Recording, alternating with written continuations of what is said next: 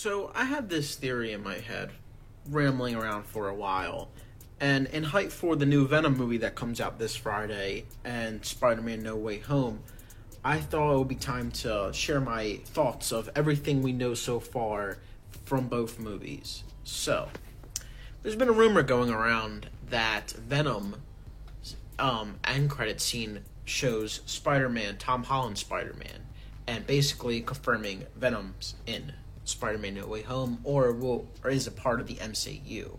So, compiling everything we know so far, I strongly believe that in this movie, it's going to end off as a soft reboot to the Spider-Man character. Now hear me out. After everything's said and done, after the three Peter Parkers beat the Sinister Six, Peter finally gets to make his wish with Doctor Strange.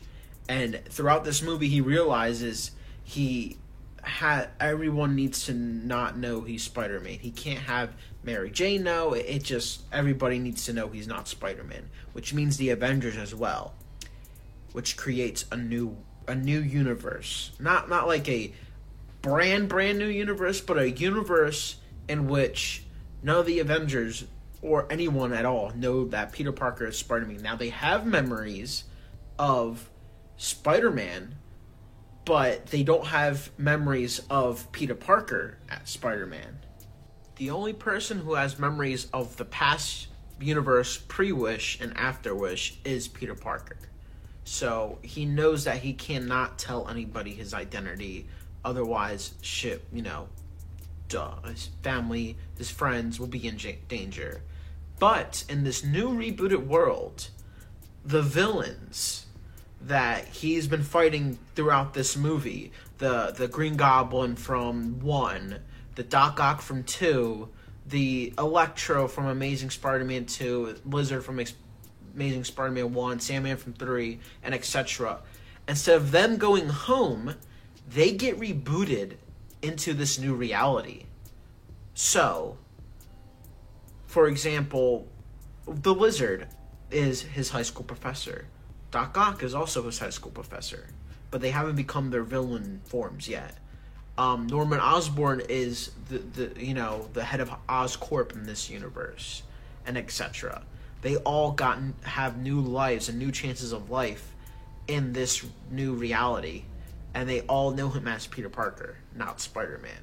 Now, Peter knows what they will become, though, but he's given them a second chance in life. Because it seems like in this movie, and I read a plot leak a couple months back about, what would happen in this movie, and based off the trailer, it seems to fit. It seems like Peter sympathizes with the villains and releases them from their cages from Doctor Strange, and that's why you see Doctor Strange and Peter fighting in this movie. But obviously, the villains tricked Peter Parker, and they really just don't give a fuck.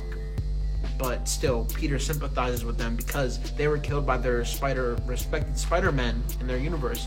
And the whole thing of this movie is Peter is blamed for being a murderer, and he's not a murderer. As for Jameson, though, in this new rebooted world, he obviously doesn't know who Spider-Man really is, but it still works for the Daily Bugle, obviously.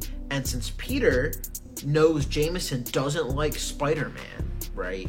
But Jameson doesn't know he's Spider-Man, Peter uses that to his advantage and gets a job at the Daily Bugle. Since now he really doesn't have any money, he doesn't have Happy looking out for him anymore. Happy's not dating Aunt May anymore because Happy doesn't know who Spider-Man really is, and etc., etc. But in this way, Peter winds up bumping into Eddie Brock, who is also a part of the Daily Bugle now. But hey, it's just a theory. A Spider-Man theory. And that's it.